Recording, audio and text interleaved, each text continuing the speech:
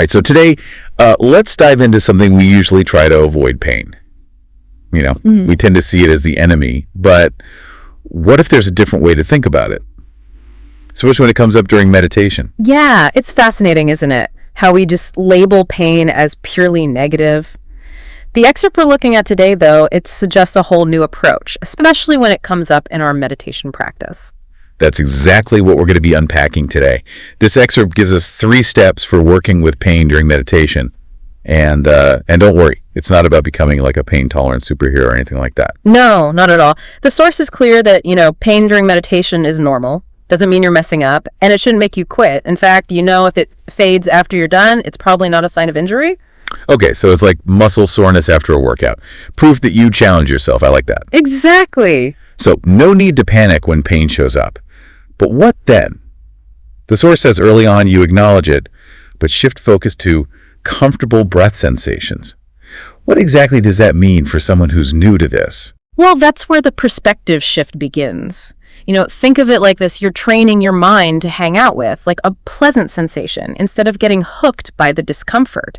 It's subtle, but powerful. Yeah. And so for beginners, comfortable breath sensations simply means noticing the feeling of your breath without any strain or forcing. Just the natural, easy flow of air in and out. So building up those mental muscles by getting familiar with a good feeling. Yeah. Got it.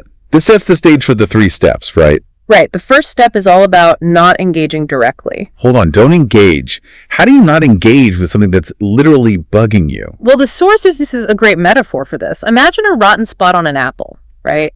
You wouldn't keep biting into that, would you? You'd focus on the good parts. Oh, I get it. It's like the pain is there. We're not pretending it's not, but we're also not giving it all our attention. Yeah. We've all had that apple experience a little bad. Doesn't ruin the whole thing. Exactly. And this idea goes beyond meditation. How often do we get stuck on the rotten spot of a situation, even when there are good things happening too? That's so true. It's like when you're having a great day and then one little thing goes wrong and suddenly that's all you can focus on. This step is reminding us to keep things in perspective. Precisely. It's about recognizing that the pain is present, but not letting it hijack your entire experience. So step 1 is about creating that space, that distance. Got it. So what happens in step 2?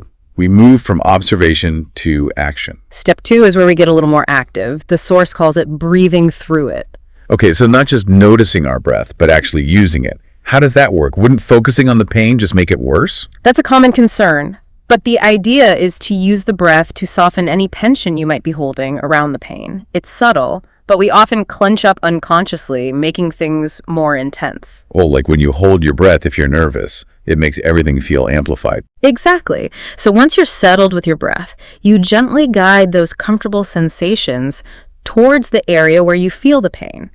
It's not about forcing anything, just allowing a sense of ease to flow there. So even if the pain itself doesn't vanish, we're learning how our breath can influence it. That's a cool takeaway right there. And the source even suggests that different breath focuses might work better for different types of pain. It's like there's a whole map of the body to explore, finding those connections between breath and sensation. Okay, breath maps for the win.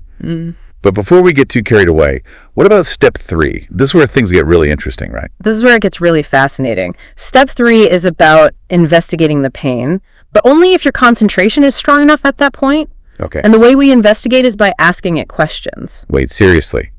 We're supposed to have a conversation with our pain. Like, hey, pain, what's up? I know, it sounds a bit strange at first, but the source offers a whole list of insightful questions to guide this inquiry. These questions, they help us shift our perspective and see the pain in a new light. Okay. They're designed to challenge our usual assumptions about what pain is and how it controls us. Okay, I'm ready to have my mind blown. Hit me with the most powerful question on that list. How about this one? Is the pain aimed at you, or is it just happening? In other words, is the pain personal? Or is it just a sensation like rain falling? Whoa, that is a huge shift. Like rain doesn't care who it lands on, right? It's just doing its thing. So maybe pain is kind of like that too. Not out to get me, just a natural occurrence in the body. Exactly, and that's just the beginning. Another question the source suggests is, how do you visualize the pain? Okay. Do you see it as a fiery ball? a tight knot, and what happens if you change that image? I love that. It's like athletes using visualization to improve performance. Maybe we can do the same with pain. Like if I imagine that tight knot loosening, maybe it actually eases up a bit. It's definitely worth exploring. These questions encourage us to be active participants in our experience of pain, not passive victims. Okay, give me another one. These questions are making me rethink everything. All right, here's a simple but profound one. What happens if you just call it sensation instead of pain? That's interesting. The word pain has so much baggage. It implies suffering, something bad. Sensation feels more neutral, just something happening in the body. It allows us to observe the experience without all that emotional weight, just noticing what's present without judgment. This is incredible. It's like we're learning a whole new language for relating to pain. But there are more questions, right? Yes, the source really digs deep here. For example, it asks, are you in the line of fire, receiving the pain, or are you watching sensations pass by? It even suggests visualizing yourself in the back of an old station wagon, facing backwards, watching the pain recede in the distance. I love that image. Like, we're not the car itself getting hit by everything. We're the passengers observing the scenery as it goes by. That feels much less intense. Exactly. This shift in perspective can be incredibly helpful. It allows us to create some space between ourselves and the pain, to experience it with more objectivity. So instead of feeling overwhelmed by the pain, we're reclaiming our power to choose how we relate to it. That's the key point. These questions help us break free from the victim mentality. They remind us that we have more agency than we might think.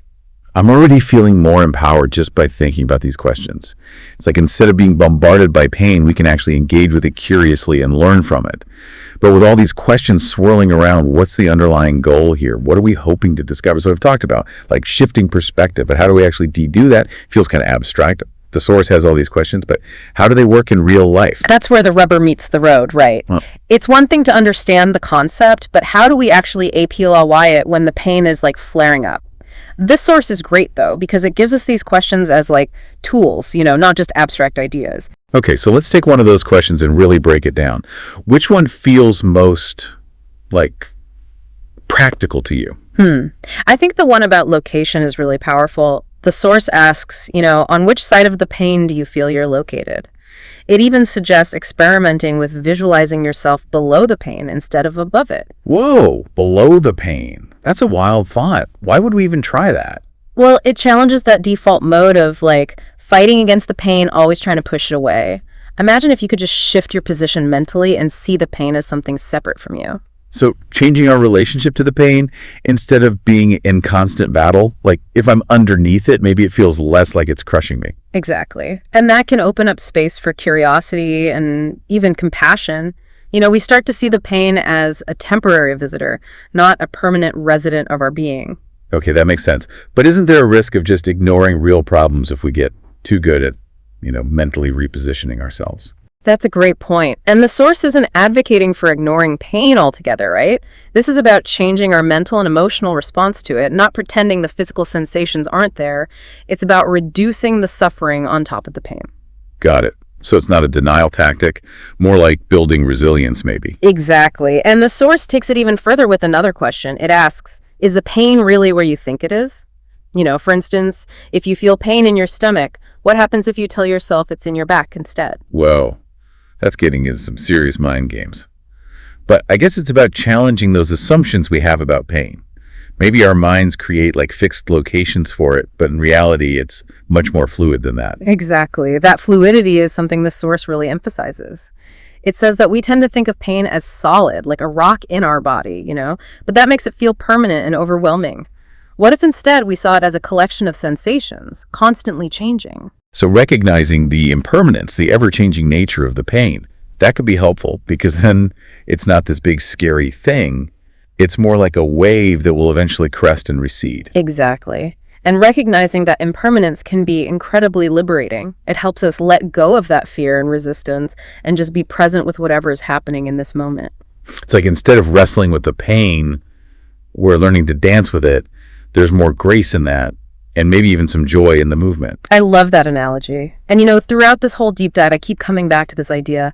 Knowledge is power. The more we understand about pain, the less we have to fear it. These steps and questions, they aren't about eliminating pain, but about changing how we experience it. It's like we've been given a new toolkit, not just for meditation, but for life in general. The biggest takeaway for me is that we don't have to be victims of pain. We have a choice in how we respond, and that's incredibly empowering. I couldn't agree more. And as you continue exploring this connection between mind and body, remember to approach pain with curiosity, with compassion, and with a willingness to question your assumptions. You might be surprised by what you discover.